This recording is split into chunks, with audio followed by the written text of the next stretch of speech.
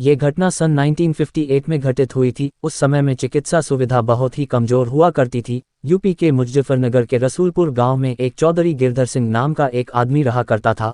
उसके एक 3 साल का बच्चा था। उसे चेचक हो गया और काफ़ी इलाज करने के बाद भी वो जिंदा नहीं बच सका। रात में उसकी मौत होने से सुबह उसके अंतिम संस्कार करने का निर्णय किया। उसी रात को मुजफ्फरनगर के एक दूसरे गांव में शोभाराम नाम के एक आदमी की बैलगाड़ी के पहिए के नीचे आ जाने से मौत हो गई। उसको अस्पताल ले जाते वक्त रास्ते में ही उसकी मौत हो गई। मृतक के घरवालों ने उसका दाह संस्कार कर दिया। दूसरी तरफ जब रसूलपुर में उस मृत बच्चे को दफन करने के लिए जंगल जाने लगे, अचानक रास्ते में उसके शरीर में हलचल हुई और वो उठकर खड़ा हो गया। लोग ये देखकर दंग रह गए, लेकिन बाद में उसको जिंदा देखकर सभी खुश हो गए। लेकिन लोगों को ये पता नहीं था कि उस बच्चे के शरीर को किसी और की आत्मा ने जकड़ रखा था।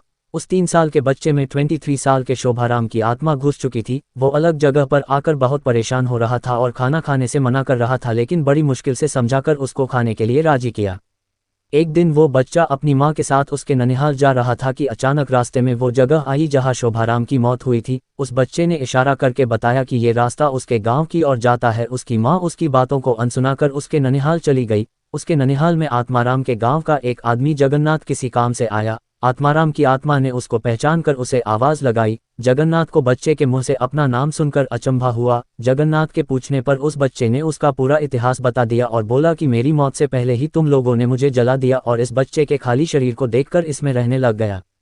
जब जगन्नाथ ने ये बात अपने गांव में बताई तो उसके पूरे परिवार के आत्माराम से मिलने चल दिए। उस बच्चे ने सबको पहचान लिया और वो उनके साथ उसके गांव चल दिया और उसने वापस रसलपुर आने से मना कर दिया, लेकिन लोगों के समझाने पर मान गया। इस तरह वो 2 परिवारों को साथ लेकर चलता रहा।